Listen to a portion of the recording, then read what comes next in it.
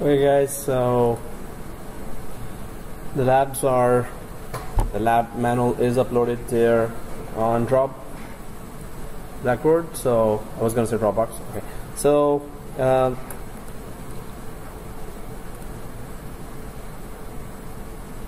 there are many topics to cover, so I'm just gonna record this only the lecture while you're discussing. It's okay? Yeah, carry on.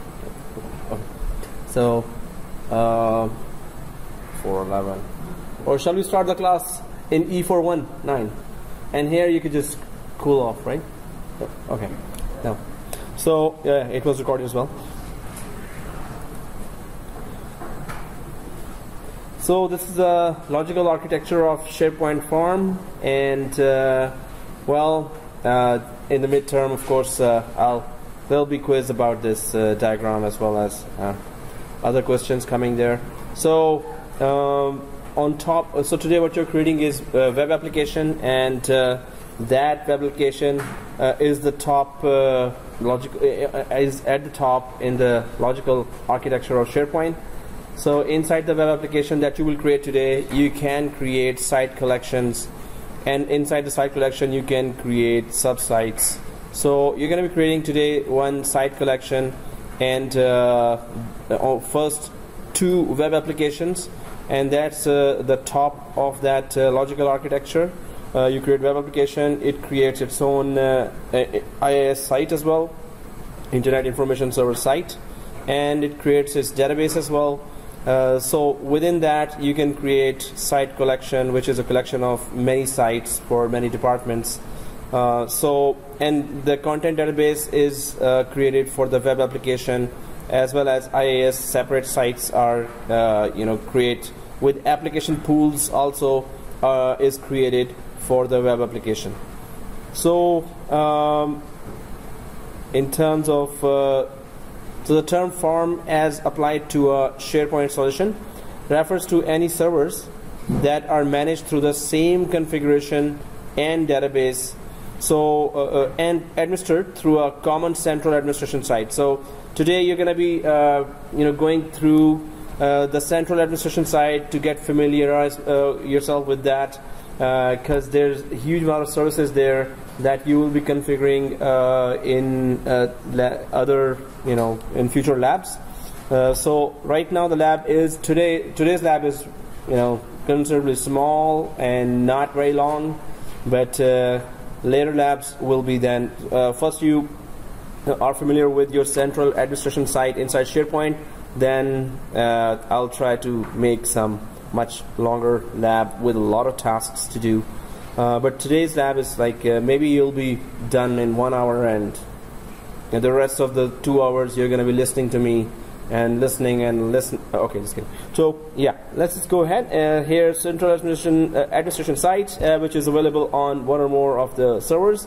So there's that web tier, application tier, and database.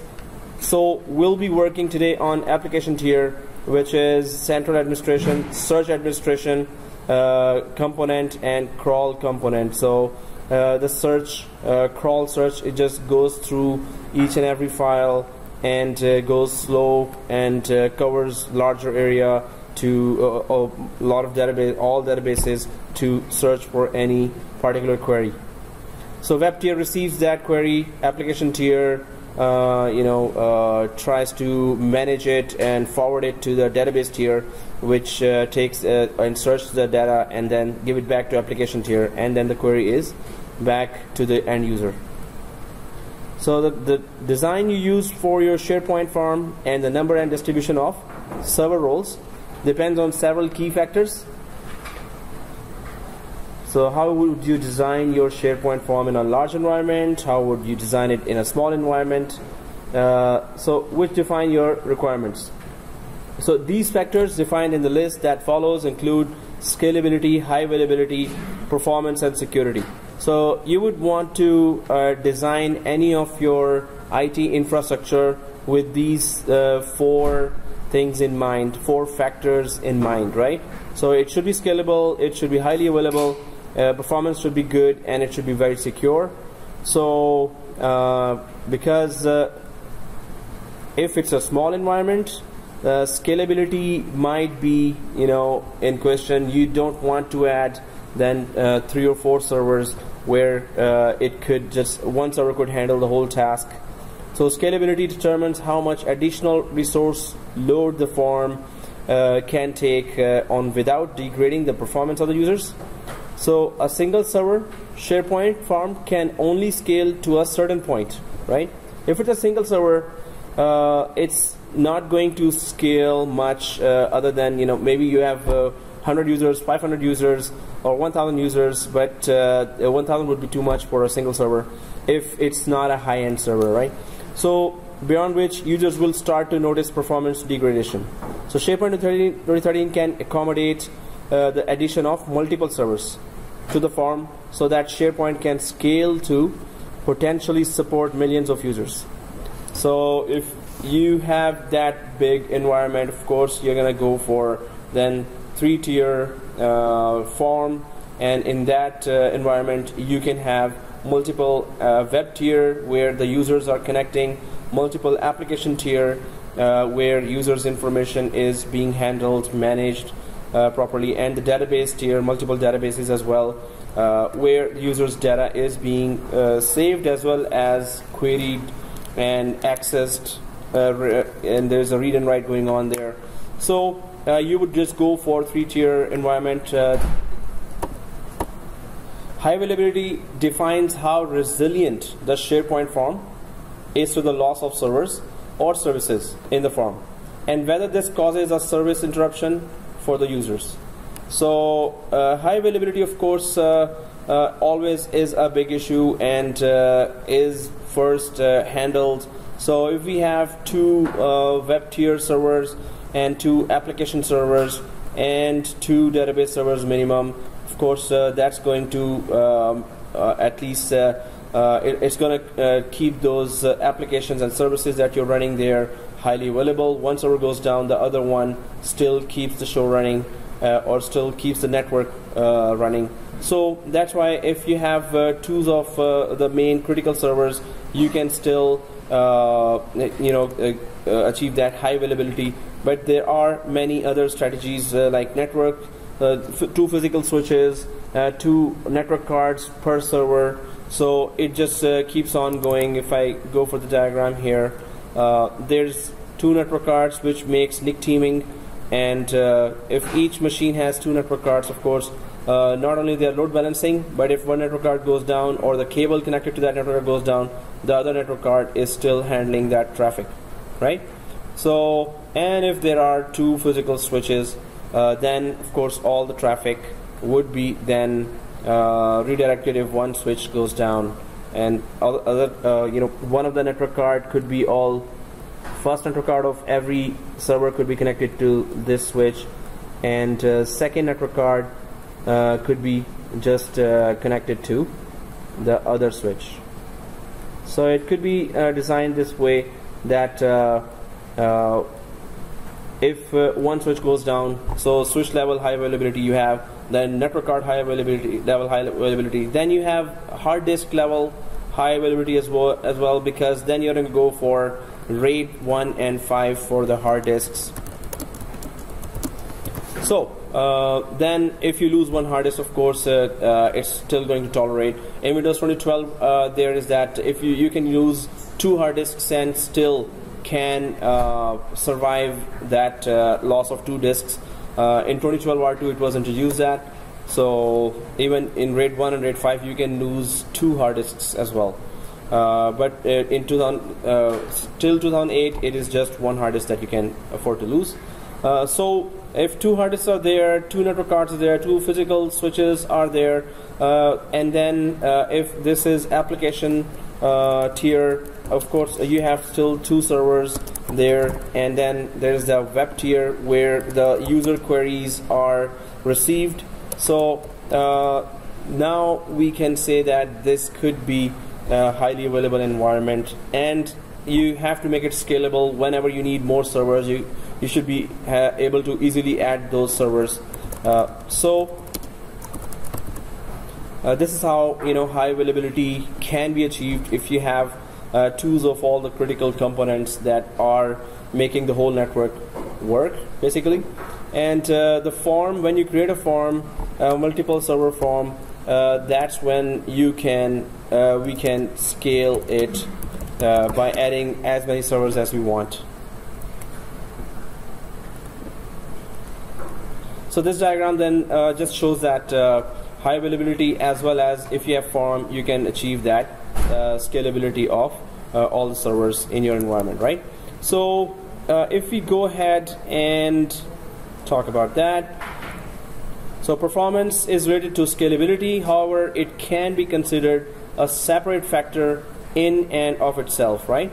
So in some cases, SharePoint services might be resource starved, causing them to underperform in a way that is not apparent to the users. So an example of this would be the search content processing component. So if the search is going on in the background, running on a server along with too many other services, if this becomes a bottleneck, it might be necessary to offload this service to another server. So if we talk about this on the diagram, that if there is a search service running here and there are many other services also running, then we should be so overall performance will be degraded slowly. So it's better to move this search service to another server, add another server in the form, and then just move the service to another server, so you could have more available resources to run this service faster, right? So that's why there's that performance factor other than scalability and high availability inside the form. So security should also be considered when planning for the form topology, and in some cases it will affect the design.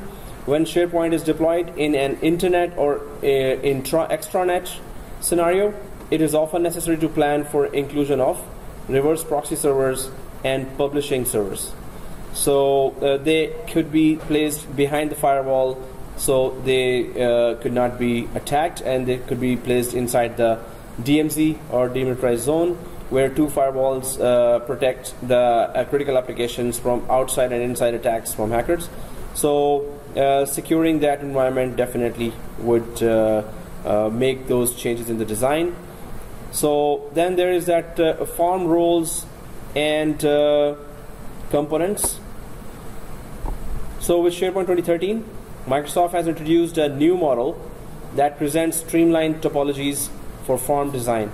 So if you're interested in design and architecting the design for big companies, medium-sized companies, then you should be taking special care of what kind of topology you're offering, suggesting to your clients.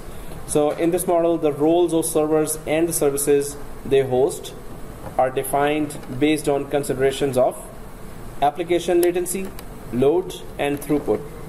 So your design will change if you think that this topology would make would process the data faster, offering better timing for the users to of read and write, input output per second.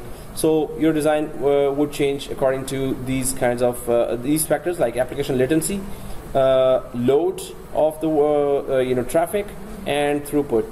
How much throughput is being put out, and how much bandwidth is being used to do that. So the roles are as follows: front-end server role, then there is batch processing server role, and then there is front-end. Okay, that's been repeated. So now for database servers. So this is database servers, and wow, just copy paste typo database servers.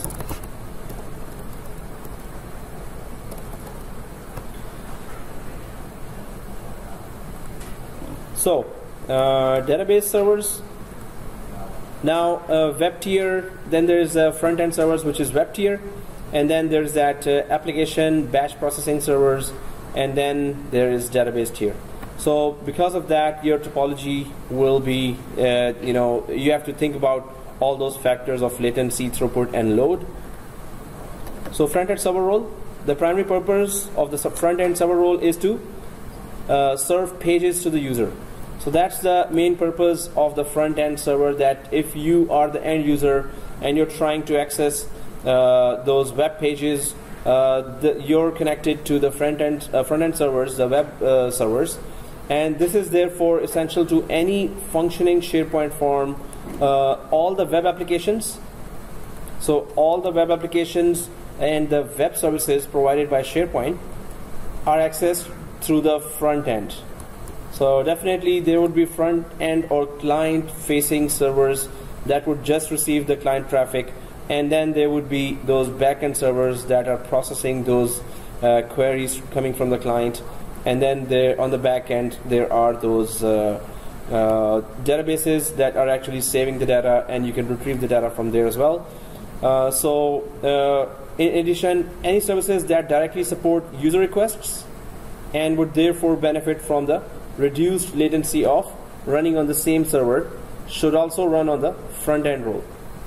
So this is going to make you change the design if you see that the number of users have changed. Last 6 months there were 500 users connecting, now there are 2000 users connected. So if you had already designed your form to be scalable, you would be adding more servers and adding RAM and SSD disks to the current servers. So it's going to, you will have to scale out and scale up both ways to handle increasing client queries.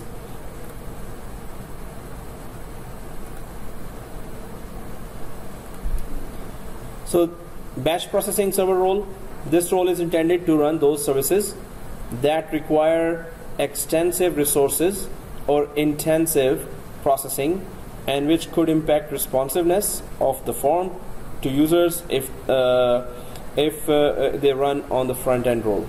So this is the batch processing.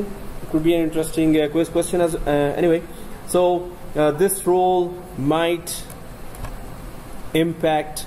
So batch processing server role would handle all the extensive processing, extensive resources and intensive processing. So whatever applications are taking a lot of memory and processor, then they're going to they should be planned or installed or configured in the backend servers or the middle tier.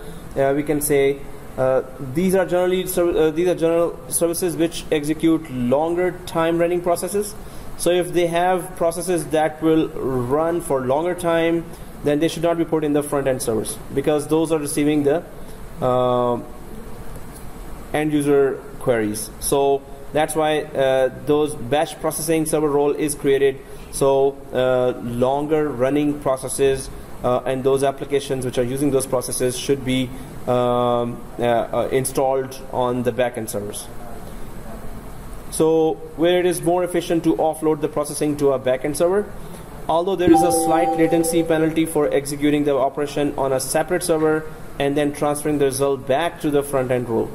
So if there's an application that is already doing some long processes, if you put that application in a separate server, then of course it will process that request. It will take its own time to process that request, and also then it will forward that request to the front end server, but at the cost of losing some more time, which means that end user will have to wait more, but we still gain that performance on the front end server.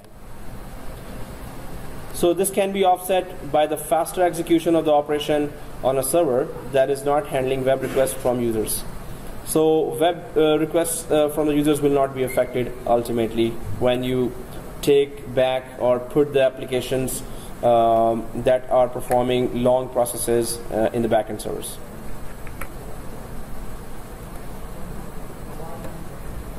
So the database server role. The database server role specifically runs a SQL Server service. A SharePoint form can have more than one SQL Server or SQL Server instance, either combined into a cluster or referenced separately. So a form can have separate servers as well as same servers. So The database server does not have SharePoint installed on it and should be dedicated to running only the SQL services.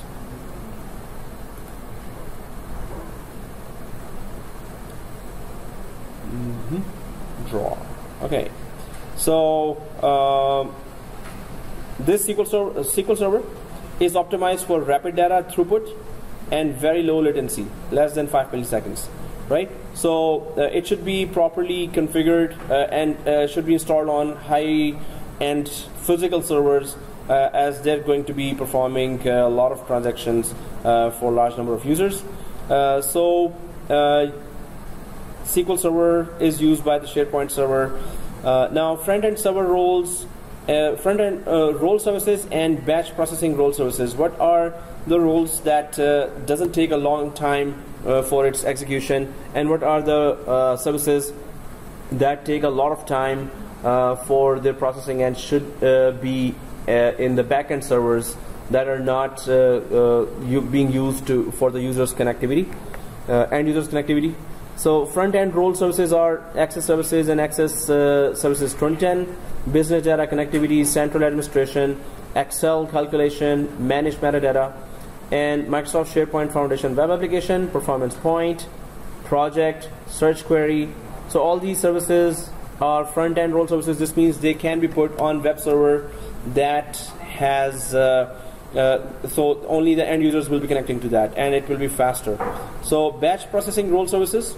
So these are machine translation, Microsoft SharePoint Foundation web application, PowerPoint conversion, search crawl, user profile synchronization, word automation, work management, workflow time service. So these are services that should be placed on the back-end servers, right? So these are some of the roles and services that we should know in SharePoint that should be placed on the backend servers or in the front-end servers, and the reason is because the performance and end users will be connecting to those servers. So if I go to this services and put it in the diagram, so front-end servers, if I go back to the diagram, would be these. So these applications could be placed here on the web tier where the end users are connecting and trying to access those services. And then there is the other set of services.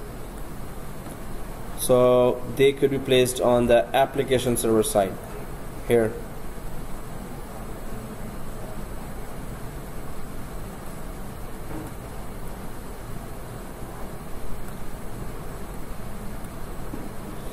So that's how then the traffic could be handled properly and the latency could be avoided, performance could be improved. So form management, after you have defined your SharePoint topology, you can add and remove servers in the form either through central administration or by using PowerShell. So we can just add and remove servers in the form from our graphical interface as well as PowerShell. So adding a server or joining it to a SharePoint form can only be done with servers that have SharePoint installed. The exceptions to this are the SQL Server, the Office Web Application Server, and the Workflow Server. So we can add all the SharePoint servers and remove them as well. If you go over the diagram here, so we can add a third application server, fourth application server, or a third or fourth web tier server, or so as long as they have SharePoint application. They can only be added to the form if SharePoint is installed, otherwise they cannot be added to the form. And also SQL Server, of course, is a separate server. Office Web Application Server is a separate server, and Workflow Server. So these will not be added to the form, but the form is connected in the backend to some of these servers. But they're not direct part of the form. They still are used inside the SharePoint form. So managing services on the server. After the form server topology has been defined, you can begin allocating services across servers. we can assign services to a particular server as well. So as the diagram shows here, that Access Database Service 2010 is being used or is being implemented on app server, showing in the picture here. Access service is also being used here, but we can change that.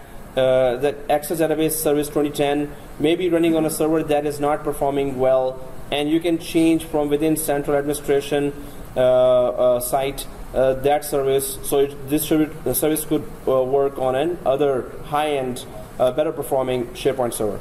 So we can change any service to run on one server one day, and after next week we can just change that service. Hey, I want that service to run on the second server's other SharePoint server.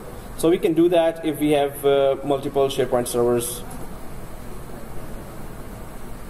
So we can assign services to a particular server or change that server so that service could run on another server.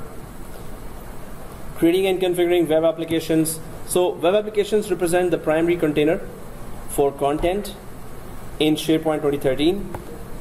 So in this section, normally, and today also, you're going to be creating that web application or two web applications.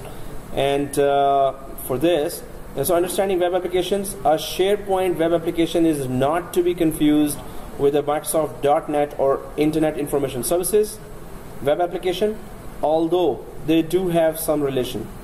So SharePoint, in SharePoint, a web application represents a container that consists of several connected elements, and that diagram that I showed in the start, I could actually place that here as well.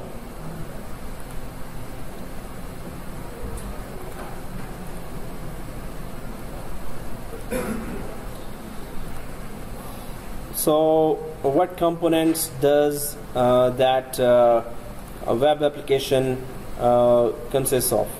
So in SharePoint, a web application represents a container that consists of several connected elements, one or more Internet Information websites, IIS websites. Then there is an associated IIS application pool, which helps separate the resources of one web application from another web application. So one or more SQL Server content database, a set of application settings defined in the SharePoint configuration database. So as the diagram shows here, that logical architecture of SharePoint form, that there is a web application, the top container. Inside this web application you will have then content database, the application pool, and site collections. So site collection, inside the site collection there will be more sites that you can create, but the top container which you will be creating today in the lab as well, and two of them, and you have to be careful about that as well. I hope you don't get stuck in an error. So you have to create two top containers or web applications inside the SharePoint today from within the central administration site, and it will create automatically those databases and application pools for itself for its proper functioning. So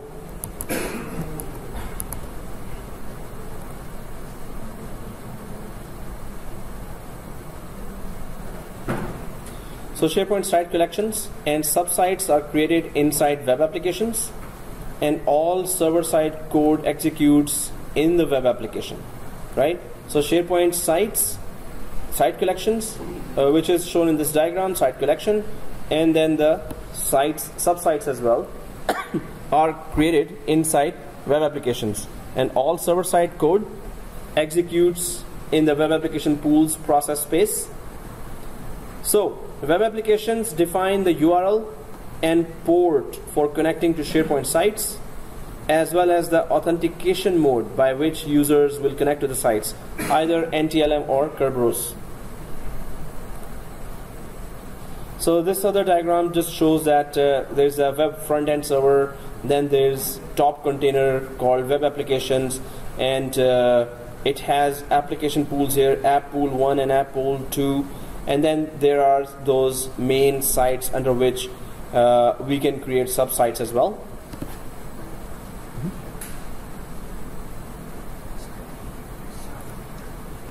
Resuming now, so as the diagram shows here, web front-end server web applications are there, so clients will be connecting, end users will be connecting to this front end server, and then the request will go to the application tier, and that's another server, and that would be just forwarding that all those requests to the content database. The databases will then reply with the required data, and will send it back to the front end server. So this is the top container here, and you can create site collections here. Under the site collections, you can create a lot of sub sites as well.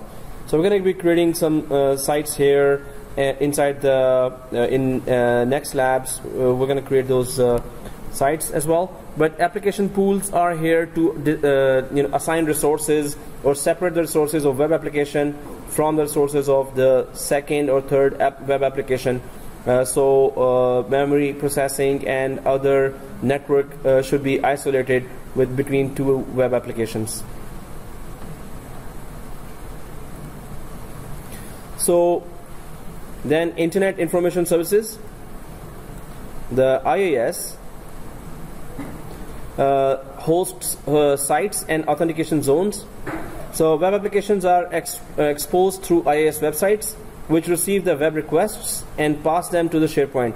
So today in the lab, you will have to visit the IIS website as soon as you create inside SharePoint a web application. As soon as you create inside SharePoint site collection, you have to go inside the IIS and confirm that if it is created there or not, and you will see that, of course, in the background what's going on. Although don't touch IIS, don't make any changes there, otherwise your SharePoint will not work if you made any changes or misconfigured your Internet Information Services. So the IIS website hosts the URL for the web application and manages the authentication of users who connect to the sites under that URL. So through IIS, the authentication goes to the users so they could log in or connect to the web application or the website that you created inside the web application. So SharePoint defines each IIS website as an authentication zone for the web application. So SharePoint defines each IIS website as an authentication zone.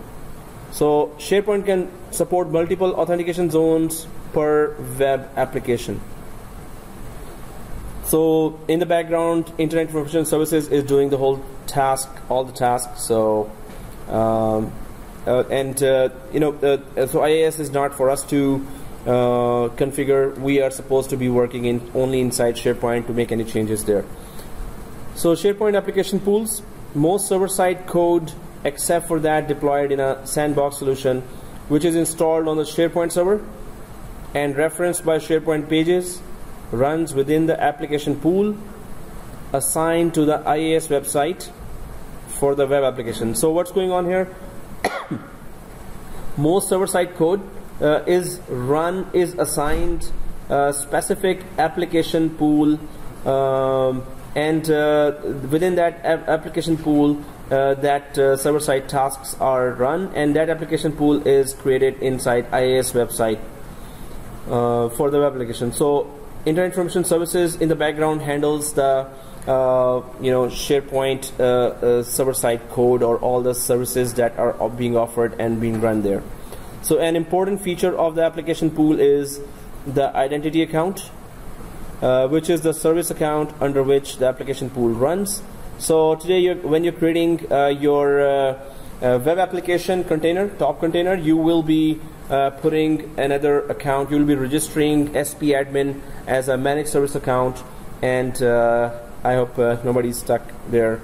So that SP admin or managed service account will be added to the application pool. What does application pool do?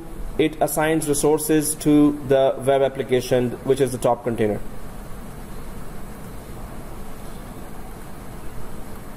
So it is the account that SharePoint uses to connect to the content database to retrieve data on behalf of the user. So we're going to assign that account today in the lab as well. So this account needs to be assigned the SP data access role on any content databases that are associated with the web application that uses the application pool. So when you're creating a web application today, you're going to be configuring an application pool as well. And inside the application pool, apart from many other things, there will be that SP admin you have to assign there as well, and all the steps are there. That how do you assign SP admin to the application pool, and application pool provides all the resources to the worker processes there. So this permission is normally assigned automatically by SharePoint when the database is created. So inside the database, when you add that SP admin account in the databases, the permissions will be assigned automatically.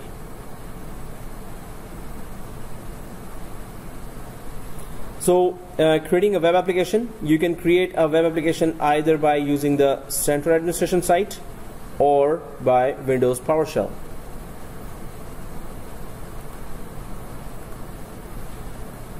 So configuring web application settings. So today we're going to be creating two web applications there inside the lab, inside the SharePoint environment. But we're going to be doing some more extra configurations in next class labs. So after creating the web application, you might need to configure additional settings that control its behavior. So when you're configuring two web applications, of course, then you have to further configure. So when the user starts creating their site collection and then ultimately their subsites, it's gonna the traffic will start growing and expanding. So there should be some best practices always in terms of configuration, always should be implemented when you have created a new web application. So it's general settings.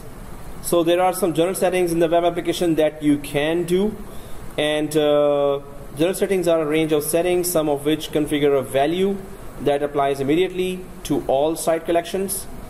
In the web application, others configure a default value that is applied to each site collection as it's created. So there are some general settings that we can configure inside a web application that we're going to create today. But since it's not in the lab yet, so we're going to be just doing much smaller work. So we can set the time zone for the web application. When this setting is configured, it applies a default time zone to each new site collection created in the web application. So when there are new sites creating or site collections being created inside the web application, whatever time zone you're configuring, then this will be also adopted by all the site collections as well. So time zone has to be correct on the web application level. So if it is left blank, all sites default to the time zone setting of the front-end server, and changing this setting does not affect existing site collections. So we should be providing the time zone during the configuration. If that's not possible, of course, then it's going to take it from the front-end server. So browser file handling, this setting applies only to Microsoft Internet Explorer 8 and higher, and is designed to help prevent potential security risks when accessing files online. So there's that security option in web application that you can configure, and so if this is set to strict and the user tries to open a file in the browser that is not on the web application's trusted file type list, the server returns a response header value informing the client to open the file outside the browser. So if your computer does not have MS Office installed, you are then forced to use or you just hope that the browser will support. Maybe the browser has the add-on for Microsoft Word, Excel, PowerPoint that the browser will open that Word or Excel or PowerPoint file. But if you put some more security options, if you enable those options in web application, then if those securities options are not met, that criteria is not met, then browsers will not be able to open SharePoint applications and documents. So browser file handling settings there can change how the users will be accessing applications, SharePoint applications, if they don't have external software, or like MS Office if they don't have MS Office. to open the files of SharePoint documents. So then there is that configure resource throttling here, and the resource throttling settings are designed to prevent the server from being overwhelmed by requests for large data queries. So it prevents the server from being overwhelmed by requests for large data queries. So throttling is then enabled. By default, most users are restricted to queries that return no more than 5,000 items. So most users are restricted to queries that return no more than 5,000 items. So lists and libraries can contain more than 5,000 items, and users can browse them as long as each page of items returned does not exceed 5,000. So 5,000 items could be loaded when you're connected to SharePoint. Otherwise, you will be disconnected from SharePoint because the throttling has increased. So this limit primarily prevents users from creating custom views which return more than 5,000 items. So a separate throttling limit of 20,000 items applies to users with administrator or auditor rights, which is defined under web application. So if you are the administrator or the auditor, then you can still access 20,000 items more, while users, normal users or end users can only access at any given time 5,000 items. After that, they will be disconnected from the SharePoint server because of the throttling. Because if every user starts using, if they reach somehow that limit of loading in their browser, more than 5,000 items, it's going to really affect the performance of the whole SharePoint server. So that's why throttling is always enabled in Exchange as well as other servers where thousands of users are connecting. So configured block file types. SharePoint maintains a list of prohibited file types that users are prevented from uploading. So these are file extensions that are considered potentially harmful, like .exe, .com, right? Especially .exe, and which would not normally have much value to store in a content management system, such as .exe, .dll files. So by default, most source code and executable files are blocked in SharePoint as well. They're blocked in emails as well, Outlook as well. We know that. So whereas most Microsoft Office and content files are not blocked. So to add or remove a blocked file, simply edit the extensions list and click OK. So we can add more files types, so they could be blocked inside SharePoint. So users could not upload those types. So removing a web application. So today we will be adding a web application, which is a top container. But after a few, next labs and upcoming labs, we're going to be removing that as well, just to learn how to remove that. So removing a web application from IIS is different from deleting a web application.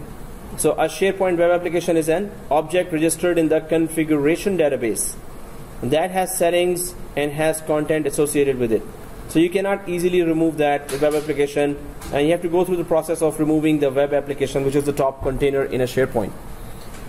So it is extended onto an IIS website to provide access to the content, but can exist without the IIS website, although the content will no longer be accessible. So you can still try to delete the web application, but its content will still be there in IIS. So it is possible to retract the web application from the IIS website that hosts it without losing any of the web application data. So you can separate the web application from IIS website.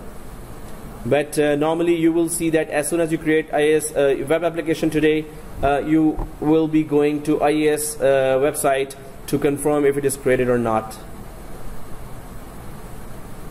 So one reason for doing this might be to change some of the settings associated with the IIS website, such as the port number, host header, or authentication mode. It is not possible to edit these values on an existing web application. So you're going to create today web application, then you're going to see what is port number, host header, and authentication mode, and those areas will be you will have to configure. Once you're configuring them, you will understand what those are. So So deleting a web application. So deleting a web application not only removes it from the IIS website, but also removes the registration from central administration, so that it is no longer a SharePoint object. So if you want to delete a top container like web application, then it can be removed, or it can be deleted from central administration side. So this is appropriate when you no longer intend to access the content of the web application, or if you want to rename the content database. So you can delete it from central administration side, and any data inside you can remove. So SharePoint is fundamentally a database driven content management system, so it totally relies on database, right? SharePoint. And virtually all information in a SharePoint site is stored in a SQL Server database referred to as a content database. So everything your SharePoint is doing, it's storing in the database. Every web application is created with at least one content database. So when you're creating today a web application, you will be asked to go to the SQL Server and take a screenshot of if your web application related content database was created or not. So you have to just figure out that yourself. I mean, like, you have to search inside the databases and you know where that is. So although it's possible for it to have more than one content database as well. So whereas a content database can contain more than one site collection, a site collection cannot span between databases. So within one database there could be many site collections. Site collection is created right after you create that web application. A site collection cannot span between databases. So in general, it is simpler to maintain all content in the fewest databases possible. However, this leads to difficulties that might require creating more than one database. Better having site collection across databases, so some portions of the site web application could be on one database and others could be on another database. That spreading of data increases performance.